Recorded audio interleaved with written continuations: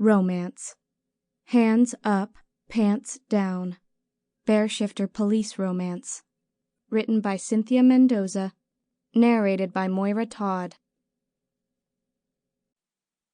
Jen was the kind of cop who never asked for favors. Or help. Not that she never needed a favor. Or someone to watch her back. But it just wasn't her way. Jen was from the old school of doing things, before people were as friendly about taking on a bunch of overtime. She didn't like to drag other people into her cases, especially with so many of them. She worked on the south side of Denver, a place that, until recently, had been pretty stable as far as crime was concerned. But things had changed. When weed became legal, it had cut into a huge chunk of the pie that all the gangs had to split between each other. This meant more competition, and as the pressure increased to bring in money, so did the body count. Jen wasn't sure what it was up to now, but it certainly wasn't something that she took lightly. She just tried not to think about it too much was all. There were a bunch of people in the department who kept a running tally posted somewhere, or did something similar to keep track of the dead. Jen had always found it a bad omen to keep track of the dead, even though it was pertinent to her job. Now that things were on a steady decline, there was a shrinking overall take-home, where the gangs fought over every penny tooth and nail. The department had no choice but to bring in some new people to join the gang task force. It was strange to think that the task force was getting so worn down that they would need to bring in new people from the outside, who would work with them for years, maybe even longer than that. Just what was Denver turning into? Crime had fallen in other places, and across the board was down. Legalizing weed had done nothing but good things for Denver, but not for the gangs. That much was certain. Now it seemed like there were hits out on nearly all of the major players in the drug game, and that meant a lot of movement on the streets.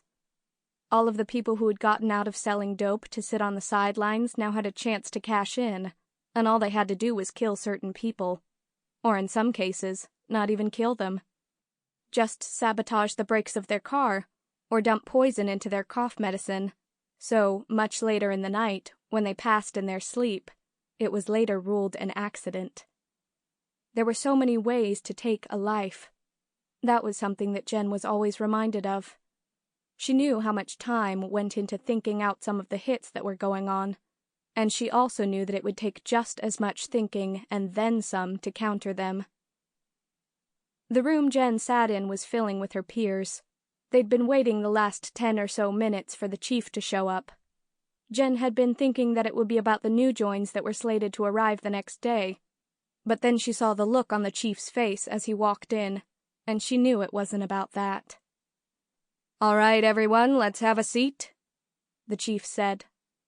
His demeanor gave away his agitation right away, from the stiff body posture to the slightly raised voice. He wasn't angry, but there was certainly something wrong, and he was going to do his best to relate to them that it was indeed a problem that they should take great interest in, and even figure out. There had been other talks like this.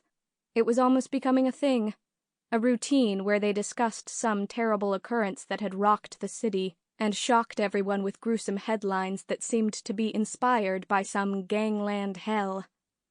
Jen hoped that the rest of the force would keep in perspective that they didn't live in a gangland hell. They lived in Denver. The city wasn't lost yet. "So here's the deal, everyone," the chief said as he stood in front of the room. "And you can't even make this shit up. I'm not mad at you folks. Really, it has nothing to do with any of us. Except the part where, well, you'll see. Let me start back at the start." The chief started to pace around the room, walking from one side of the room all the way back around to the other. "So there was this guy named T," the chief began again. "T, a known crack dealer, was gunned down hours ago in broad daylight from not one, but 2 different vehicles. What were the vehicles? They were rental cars. You've all seen them, right?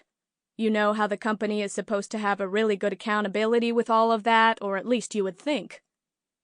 The chief paused to survey the room full of cops, a grim smile on his face.